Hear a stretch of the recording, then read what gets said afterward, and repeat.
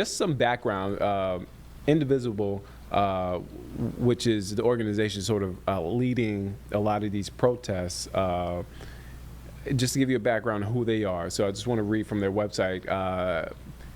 Quote, "We are the Charlotte area hub for civic activism, originally called Indivisible NC District 9. Our membership started as constituents from the NC 9th Congressional District. Since 2017, we have grown to not only encompass the Charlotte area, but have members from across the state and across the country. In 2023, we changed our name to Indivisible Charlotte to reflect our regional activism." And just one more tidbit on them, just to give you some more background on the group leading this. And not just Indivisible, but there are other community advocacy groups working with them as well. But Indivisible, quote, says, "We believe that democracy is not a spectator sport. Our power is rooted in action, creating opportunities for folks to get involved in their community while strategically building political infrastructure." All right, so we want to go back now to Uptown, not First Ward Park. That's where the rally started, but Uptown, that's where the march is continuing.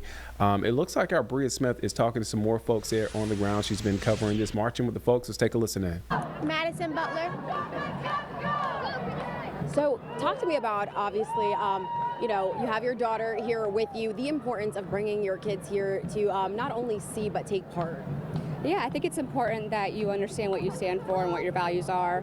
And we believe that the most important thing is community, and that's a diverse group of people where all people are equal and all people are loved. And so I just want my kids to be able to stand up for that and that we take part and don't sit silently. You said your name was Madison, correct? You're young. How old are you? 14. 14. What does it mean for you to be here? So you're just entering high school, huh? Or eighth grade? For you to be here, and kind of what are you going to share to your classmates about this weekend, what you did this weekend? What does it mean for you? I just think that everyone's equal and they all deserve the right to be treated the same way, no matter how they describe themselves or who they think they are. Absolutely. And what does it mean to you to see other young kids, to be here with your siblings as well, and kind of the message that you have for your mom here, that she brought you out here to allow you to experience this? I think that parents that bring their kids into this are very good parents because they explain things. They don't try to hide it from their kids and they let them have their own opinions about it. Absolutely. And Mom, what does it mean? I can see you're getting a little emotional here. Proud mom there. What does it mean to hear your daughter say these words? I mean, she's a very intelligent young lady, and I want her to feel strong in what she values and what she believes in. And I'm just really proud that I can tell how she treats her classmates and her friends and how she stands up for everybody, even in an environment where that's not necessarily what's being taught at the leadership level. Absolutely. Very lastly, what is your hope that people take away, the message that they take away from this event? I know there was one back in June, and here's just another one. So what do you hope that people leave here knowing and feeling? I think they'll hopefully feel empowered, and that people are around us that feel the same, that believe the same. This isn't about left versus right. It's about what's right and what's wrong. And I believe that our nation is better than this. And I think we have to speak up. We can't stay silent. And I hope this just reminds people that there are folks out there that don't support what's happening right now. Absolutely. Well, pleasure to meet you both. Thank you so much. Thank you. That was Bria Smith with that live interview there in Uptown. And one of the takeaways just watching these protests and marches as folks get emotional, this is an emotional experience for a lot of people. As you saw there, that woman bringing her kids to Uptown, people there, several of the interviews that we've taken, correct me if I'm wrong, Jeb, a lot of folks have mentioned their sons and daughters, and how they're impacted. It's a familial affair. I mean, we've seen a lot of families. How about the first one? Actually, we have another live interview there in First Ward Park. I keep saying First Ward Park, but in Uptown. Yeah, now we're in Uptown. In Uptown. Let's take a listen in. Manat, and I'm the pastor at Light of Christ, LIGHTOFCHRIST, United Methodist Church. Absolutely, Pastor. So talk to us about why you're here today and the importance of bringing your expertise to the streets of Uptown Charlotte. No, thank you. I know a lot of people in Charlotte who are affected by the One Big Beautiful bill that will take away their health insurance, folks having a reduction in food stamps. I've already seen an impact in in the local food bank. The ministries that we support to feed children who are food insecure have been impacted, and there's really not enough food at the Second Harvest Food Bank even now, and things are going to continue to get worse. So we're very concerned about that. Absolutely. And now, Pastor, that's something I haven't gotten the chance to really speak to people about. Was I did see signs about health care, Medicaid, things like that, and even some of the things that you mentioned. What are you kind of hoping to share those stories? Obviously, as a pastor, you get the chance to meet these people, and so what are kind of some of the words that they share with you of their struggles? Right. Well, these are members of my church.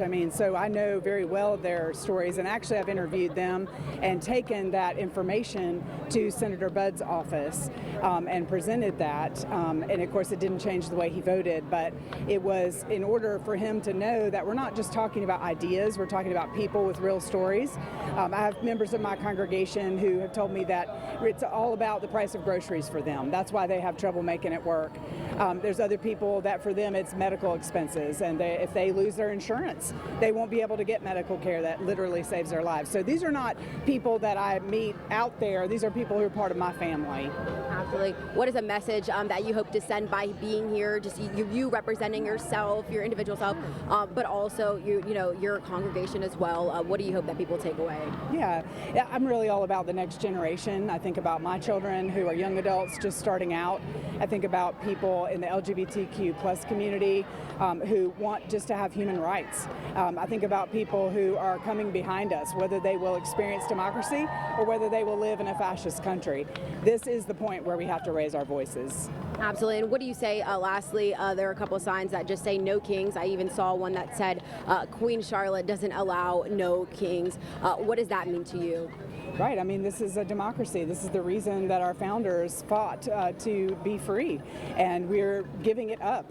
And some of us are gladly doing so, believing lies that are being fed to us. And it's disturbing to see how many people are not awake to understand that our cities are being taken over by the military is being turned against American citizens. And this is a country of immigrants, and to have immigrants arrested who have no criminal background, to have children separated from their families. This is not the country that I was raised in, certainly not the country I want to live in. Thank you so much. We appreciate it. All right, so that is another live interview there in Uptown.